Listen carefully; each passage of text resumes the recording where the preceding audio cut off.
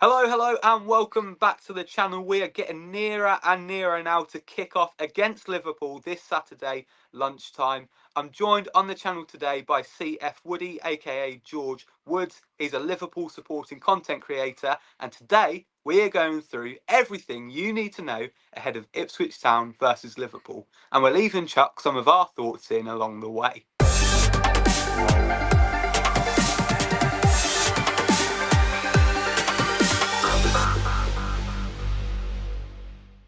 Right, George. So, first things first, Ipswich Town versus Liverpool this Saturday, 12:30. Not just any game. Arne Slot's first game in charge. Kieran McKenna's first Premier League game. We've done a video on that you can go back and watch.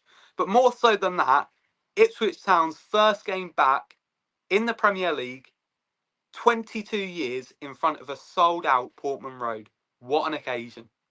It's going to be incredible, isn't it? Again, that stadium as a whole, it is one of the biggest ones in the country, isn't it? Portman Road. Had the pleasure of going there before. It is a marvellous sort of stadium to hold Premier League. The Ipswich Town, a club of the size and stature to hold Premier League football. So yeah, it's going to be a fantastic occasion.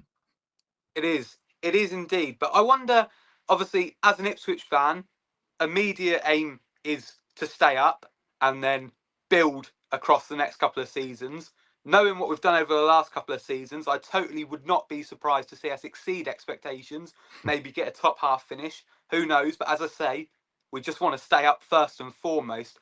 As a Liverpool fan, you're going to be wanting to get off to a winning start because this is an exciting season for you. New manager, it's a big new era for the club. Jurgen Klopp obviously leaving last season. What are you hoping to get out of this season? Well, I think it's difficult without physically seeing a few games coming in, right? Obviously, the one thing that I think all Liverpool fans do want to see is just energy from this team, right? That is something that obviously travelled through all of Klopp's tenure. He was able to get the best out of players that not necessarily were world beaters, right? Like you look historically through like your Jordan Hendersons, your James Millers, all these players that he just ran into the ground, right? I feel like we will get something similar with Arne Slot in terms of this sort of double pivot system he's looking to play. It's going to be a fresh squad. Again, as we've sort of touched on last video, we've had a few players come out and sort of say, oh, this is the best system I've ever played in. This really sort of suits me down to the ground. So in terms of sort of hopes for the season, I mean, you got to hope for top four, realistically. Again, with all the change sort of surrounding the club, you look at the likes of the players that the other clubs are bringing in. I think if you can match what you did last season, again, third or fourth, either way, both gets you in the Champions League, doesn't it? I mean, there's a few fans out there saying like, oh, we should push for the title, we're going to win it all. I think there needs to be an element of realism to it, right? You've got arguably the best team that the Premier League's ever seen in Man City still. You've got an up-and-coming Arsenal team, which are due a trophy at this point with everything what they've gone at. And again, they're signing £50 million centre-halves, and we haven't made a signing yet. So I think realistically, there is a very, very good squad there. It's a squad that is developing. There is still aspects of that squad which will improve and enhance. And I think a top four finish would be great for Liverpool if they can go far in one of the cups as well. Again, they have been a bit of a cup team in recent seasons. So I think if they're looking to challenge on four fronts, I feel they might falter a little bit, particularly with the squad they've got. But if they can prioritise either top four finish, go after one of the cups. We all know what a Champions League like at Anfield's like. They'll always perform in there. So I think we can hope for just a refreshed, a different season, a different style of Liverpool. Liverpool 2.0, should we say? Absolutely. And key to that and embedding the new era and Liverpool 2.0, as you call it, will be a good start. Now, selfishly, being an Ipswich Town fan, I hope that we can deny you that this Saturday. But actually looking at how the teams might set up, we spoke in the previous video about the tactical approach, but player-wise, we're coming into it. George Hurst injured, Nathan Broadhead injured. We're still maybe a couple of signings away from being where we need to be. That said, a number of exciting players we've brought in. Jacob Greaves, we've obviously brought Omari Hutchinson back to the club. But looking at our left-hand side in particular, and I'm expecting Hutchinson to start on the left because Broadhead's injured. It'll probably be Burns on the right, Chaplin in the middle. Doesn't look like we're going to get Schmodix over the line in time. I believe that will leave Omari Hutchinson on the left. It could be Leif Davis behind him and that leaves a battle of Leif Davis and Omari Hutchinson versus Mohamed Salah and Trent Alexander-Arnold. Now that is pretty much what TNT Sports could dream of for their 12:30 first Premier League game of the season. What a battle that could be. 100%. Yeah, I mean, you've got. I mean, we've seen them do it for years in the Premier League, right? The likes of Trent, the likes of Salah. You know the talent that's there. I know a lot of people have sort of said that Salah has sort of fallen away, particularly towards the tail end of the season, and he did, but he has looked very refreshed in pre-season. Trent, it's a hard one to gauge at the minute. Again, a lot of these players, the likes of your Joe Gomez's, your Trents, your Van Dijks, Luis Diaz, they've all had extended periods off, right? Because of how far they went in the Euros and in the Copa Americas, etc. So in terms of sort of Schlott's 11 and who he's going to play, there is a number of players there that he hasn't actually had a chance to see or look at himself yet. Again, when it comes to that sort of system, and particularly that right-handed sort of battle, you tell me how confident you are with it. I would back Salah against most, and the delivery of Trent Alexander-Arnold, although, you know, there's questions about his defending, etc., whatever. You've got to back just the pure quality that they've got, I would think. I would like to think that we'll be able to get at you down that side. See, my argument with that is, again, on the Trent Alexander-Arnold defending, you can't deny he's fantastic going forward.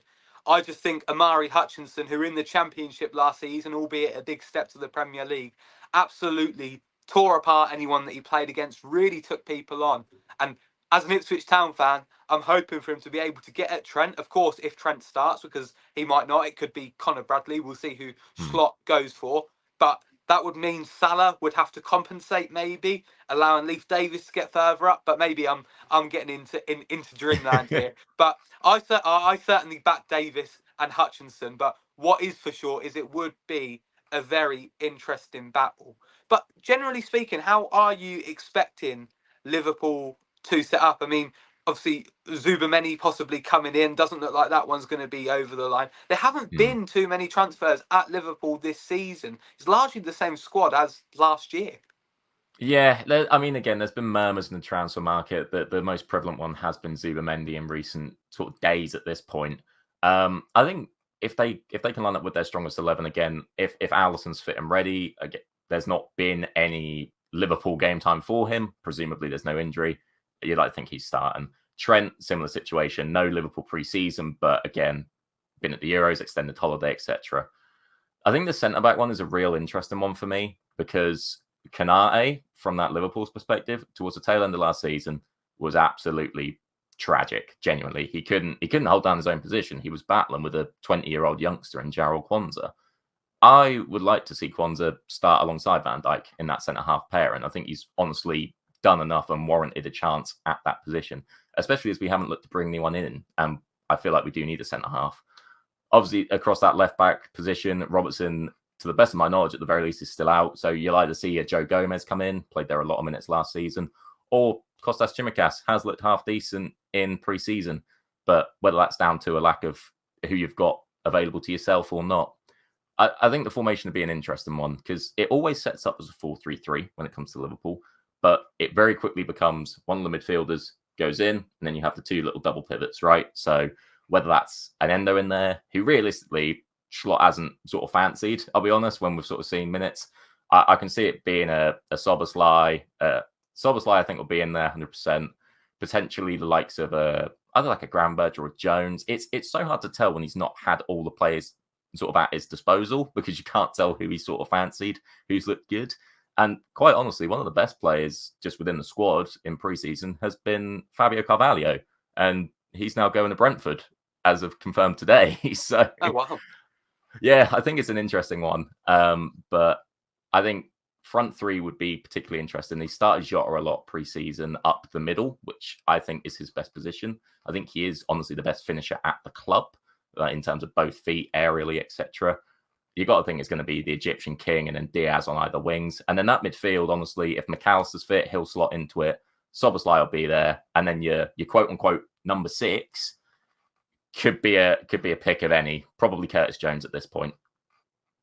Well, it's very interesting listening to you go through the squad there because having watched League One and Championship over the last couple of years, which has been very, very enjoyable. Hearing you list off those names is a bit of a culture shock to think the amount of quality in that squad, but that's something I've got to get used to. Now, I'm expecting a Liverpool side to come to Portman Road, be very hungry, trying to impress the new manager. They're going to go for it. They're going to be confident.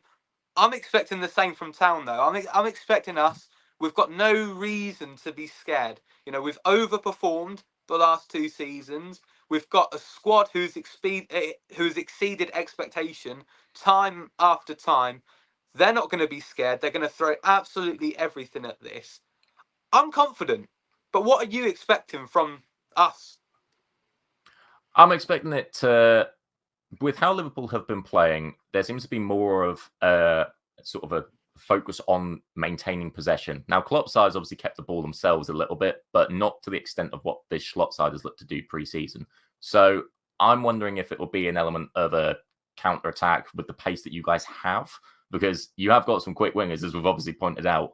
Whether you can sit in, again, I feel like Liverpool will be dominating the ball. I know you guys love to play around, and you play around beautifully. But when you do look at the talent, at the very least on paper, Liverpool should knock it around you a little bit better in theory. I would say it could be a long afternoon in terms of trying to track back and keep the ball. But again, as you've said, Liverpool fullbacks love to bomb forward. Defensively, a little bit suspect, potentially on that right-hand side.